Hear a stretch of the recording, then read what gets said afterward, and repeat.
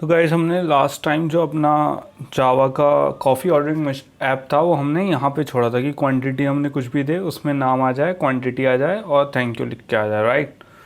अब इसके बाद हमें नई क्या चीज़ ऐड करनी है उसमें कि कैसे हमें जैसे टॉपिंग भी ऐड करते हैं, उसमें टॉपिंग होती है कि whipped क्रीम हो या कैसी हो, तो वो भी हम ऐड करके और जब ऑर्डर समरी पे ऑर्डर पे क्लिक करें तो एक तो नेम आए, ठीक है, और फिर इसमें ये भी लिख के आए कि ऐड क्या करें, whipped क्रीम। और यहाँ पे हमने अभी तो बूलियन का बनाया है सिंपल कि ट्रू है या फॉल्स, बट अभी हम इसको और बढ़ाएंगे। जैसे ही हम यहाँ पे टिक करेंगे यहाँ पे ये आ जाएगा, क्वांटिटी आ गई, उसका कैलकुलेट आ गया और थैंक यू आ गया, राइट।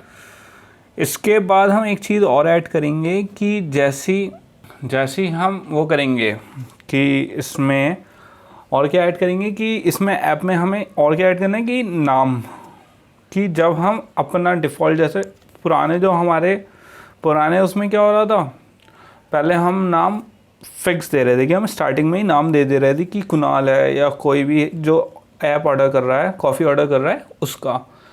बट अब हम क्या करेंगे, एक नाम की भी एक फील्ड बना देंगे और उसमें क्या ऐड कर देंगे, whipped क्रीम और चॉकलेट की। और उसके हिसाब से एक चीज़ और करेंगे, मान लो अब आपने whipped क्रीम भी उसमें ऐड कर ली, जो हमारी डिफ़ॉल्ट कॉफ़ी का प्राइस था वो वैसे तो $5 है, बट हो सकता है whipped क्रीम ऐड होके $2 और बढ़ जाए। तो हमें वो भी करना है कि कैसे हमारा जो प्राइस इंक्रीज़ होगा वो प्राइस इंक्रीज़ भी कैलकुलेट होके इसमें आए। तो यहाँ पे जैसे यहाँ पे हमने डाला एंथनी अपोकलिप्स, राइट, और whipped क्रीम डाल दिया, तो आप देख सकते हो क्या हो गया।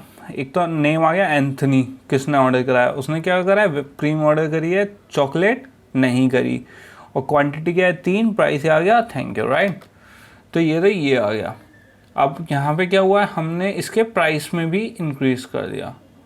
अब हमने whipped क्रीम और चॉकलेट की क्या बना दी, जबकि हमारी एक उसकी वैल्यू क्या थी कॉफ़ी की, $5। तो यहाँ पे इसने $2 की ऑर्डर करी तो क्या आना चाहिए 10, लेकिन पर whipped क्रीम एंड चॉकलेट हमने क्या बढ़ा दिया, $3 और बढ़ा दिया। तो जैसे ही मैंने, ये क्या है फाइनल वर्जन है हमारा जो हम अभी आगे सीखेंगे, कि जैसे ही मैंने नेम इनपुट करा उसके वो इनपुट करे, क्वांटिटी इनपुट करी, और जैसे ऑर्डर करा तो उसने कह दिया कि नेम आ गया कि ठीक है इस बंदे ने करी है, और उसमें whipped क्रीम और चॉकलेट भी ऐड है, क्वांटिटी कितनी है 2, और टोटल कितना उसका बिल बैठा $16।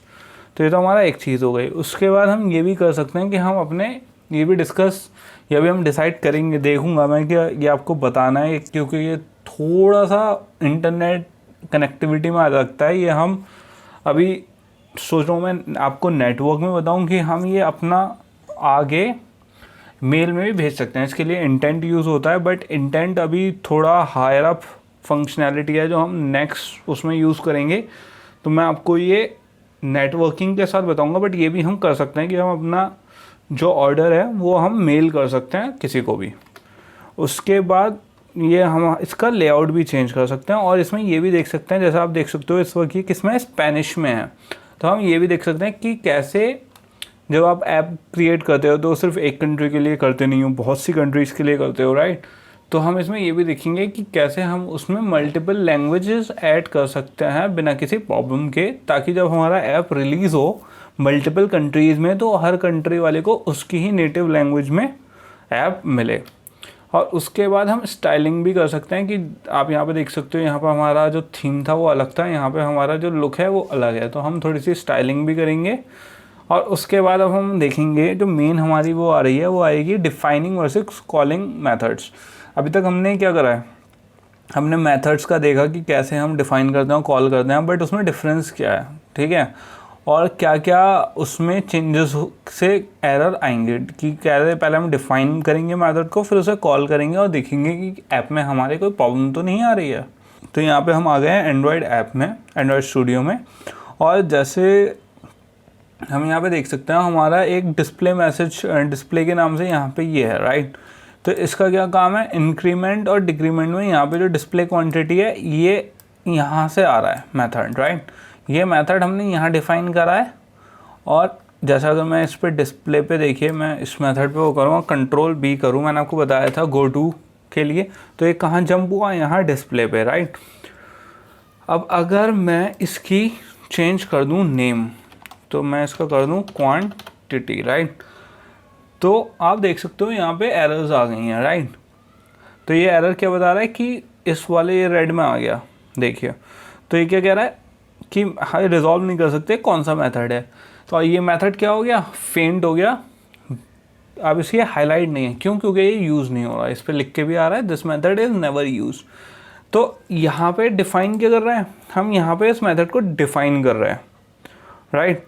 और जब मैं यहाँ पे इस मेथड को बुला रहा था तो ये क्या हो रहा था, कॉलिंग। अगर अब मैं इसमें क्वांटिटी ऐड कर दूँ तो आप देख सकते हो इसमें इसने दोबारा मुझे खुद ही वो दे दिया। तो जैसे ही मैंने क्वांटिटी ऐड करा ये एरर चली गई। और एक यहाँ पे है, यहाँ पे भी अगर मैंने क्वांटिटी ऐड कर दिया डिस्प्ले क्वांटिटी, तो यहाँ पे भी एरर चली गई। तो ये चीज़ है कॉलिंग। और क्योंकि कुछ लोगों को प्रॉब्लम आ रही थी, कुछ लोगों ने मुझे ये ऑलरेडी कंप्लेन कर चुके हैं कि सर हमें ये समझ में नहीं आ रहा कि कॉलिंग और डिफाइनिंग में क्या फ़र्क होता है मेथड्स के। तो ये फ़र्क होता है, जब आप कॉल करते हो तो उसका एक तो नाम एग्जैक्ट होना चाहिए, और डिफाइनिंग में उसका मेथड की वो क्या कर क्या रहा है उसमें। तो वो जैसे ये मेथड है मेथड क्वांटिटी, तो इसमें हम क्या कर रहे हैं, किस चीज़ को यूज़ कर रहे हैं या कैसे। इसमें मैंने यहाँ पे कमेंट भी लिख रखा है, ये किस लिए यूज़ हो रहा है, क्वांटिटी की इनिशियल वैल्यू को फाइंड करने के लिए, किसके थ्रू, क्वांटिटी टेक्स्ट व्यू के थ्रू। और ये किस लिए हो रहा है, सेट करने के लिए। ये क्या है, डिफाइनिंग। ये हम क्या कर रहे हैं, डिफाइन कर रहे हैं डिस्प्ले क्वांटिटी मेथड को। जबकि यहाँ पे हम क्या कर रहे हैं, इससे डिस्प्ले क्वांटिटी मेथड को कॉल कर रहे हैं। तो ये डिफरेंस होता है कॉलिंग में और डिफाइनिंग में, राइट। तो गाइस हमें सबसे पहले, अभी तक हम क्या कर रहे थे, खाली मेथड्स अभी हमने देखा, मेथड, डिफाइनिंग एंड कॉलिंग हमने देखा, राइट।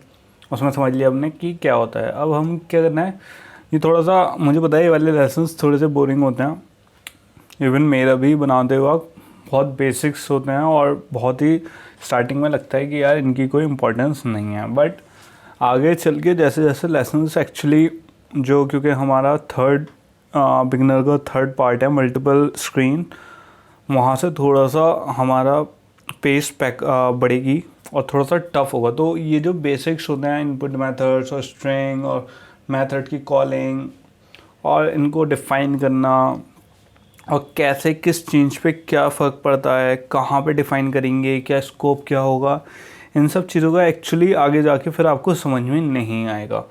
तो ये चीज़ थोड़ी सी बोरिंग तो हैं, बट कॉन्सेप्ट्स थोड़े लगते हैं कि यार बहुत बच्चों वाले कॉन्सेप्ट्स हैं या हमारे समझ में आ गया। बट एक्चुअली क्यों हम इसकी यहाँ पे प्रैक्टिस कर रहे हैं इतनी, क्योंकि जब आगे चल के आपको बहुत परेशानी होगी अगर आप इसकी अभी सही से प्रैक्टिस नहीं करोगे। तो जितने भी वीडियोस हैं आप प्लीज़ इन प्रैक्टिस वाले सेशंस को, जो हम अलग अलग चेंजेस करके देखते हैं हमारे इनपुट मेथड्स में या फिर स्ट्रिंग में, या कैसे क्या चेंज होता है मेथड को, ऐसे आप कुछ मिस मत करना। क्योंकि जब हम थर्ड वाले पे जाएंगे वहाँ से फिर, क्योंकि मैं इतनी डिटेल में नहीं बताऊँगा इन चीज़ों को, फिर वहाँ से हम पेस हमारी बहुत फास्ट होगी, वहाँ से सिर्फ हम देखेंगे कि ऐसा होगा और फिर हम ऐसे ही आगे बढ़ जाएंगे। तो वहाँ पे फिर लोगों को समझ में आना बंद हो जाएगा। तो इसलिए प्लीज़ इस पर फोकस करें और इसे स्किप ना करें इन पार्ट्स को, क्योंकि ये बहुत इम्पॉर्टेंट डिस्कशन है। तो अभी हम बात कर रहे हैं input and output of a method. अभी हम क्या देख रहे थे कि डिफाइन और कॉलिंग क्या थी, अब देख रहे हैं इनपुट और आउटपुट क्या करते हैं। ठीक है, जैसे हमारा सबमिट ऑर्डर बटन था, वो क्या था, एक मेथड था, और उसमें क्या हमने इनपुट क्या दिया था, कैलकुलेट प्राइस। कैलकुलेट प्राइस भी एक मेथड था।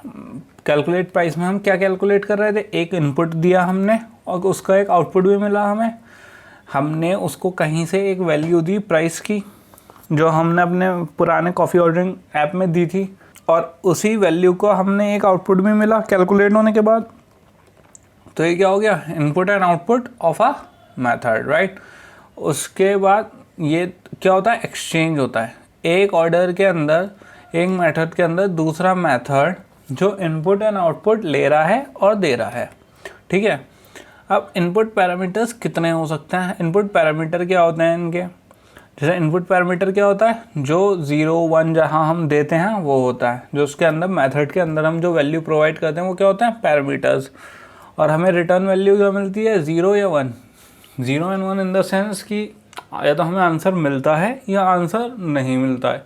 ये 0 एंड 1 हमें ज़रूरी नहीं है 0 और 1 ही मिले, 0 और 1 का यहाँ पे मतलब है कि 0 मतलब हमें आंसर नहीं मिला, 1 मतलब कि हमें कोई रिप्लाई, कोई मीनिंगफुल, ऐसा भी होता है कभी कोई गार्बेज वैल्यू मिल जाती है, तो ज़रूरी नहीं है 0 का मतलब हमें कोई गार्बेज वैल्यू या फिर एक ऐसी वो मिली है हमें वैल्यू जो हमारे लिए यूज़फुल नहीं है, but 1 as a meaningful data हमें मिला है, ठीक है।